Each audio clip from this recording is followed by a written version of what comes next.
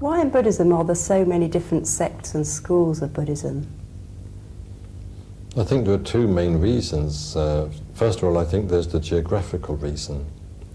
Buddhism spread throughout the East. It spread quite early in its history, quite early in its career. It went to places like Sri Lanka, Burma, Thailand, Tibet, China, Japan, Mongolia, a number of other places. And there wasn't any one central controlling, administering authority as you have in the case of the Catholic Church.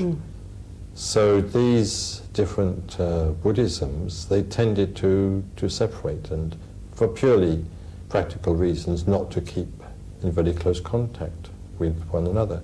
So they tended therefore to go their separate ways, to develop separately, independently.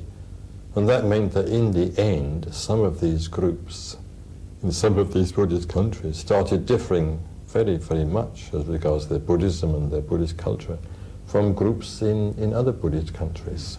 There's also the fact of what we may call doctrinal development. Buddhism has a number of, as it were, philosophical teachings, and these were developed and refined upon in different ways by different teachers in different countries. But is there any one teaching or group of teaching that all these different sects share?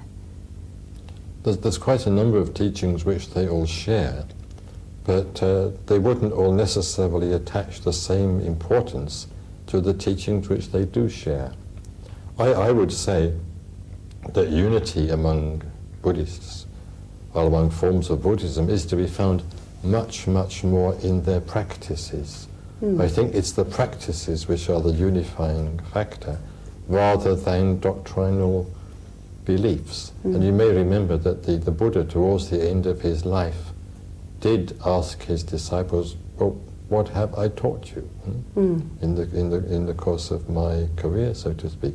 And he answered his own question saying, I have taught you the 5 such and such practices, the 4 such and such practices, the 7 such and such practices, and these were all practices. It was as though he considered the practices to be the distinctive feature of his teaching. But so in all Buddhist schools you will find importance attached to mindfulness, to the 4 foundations of mindfulness, importance attached to the practice of metta, importance attached to the cultivation of the 5 spiritual faculties, that is to say faith, wisdom, meditation, vigor or energy, and mindfulness. But above and beyond those practical teachings, there is one doctrinal teaching at least which I think is absolutely central, and which no Buddhist school would repudiate, though it might sometimes neglect that teaching, and that is the teaching of conditionality, in particular the teaching of what is sometimes called dependent origination or conditioned co-production, or pratitya samutpada in the Buddha's own terms.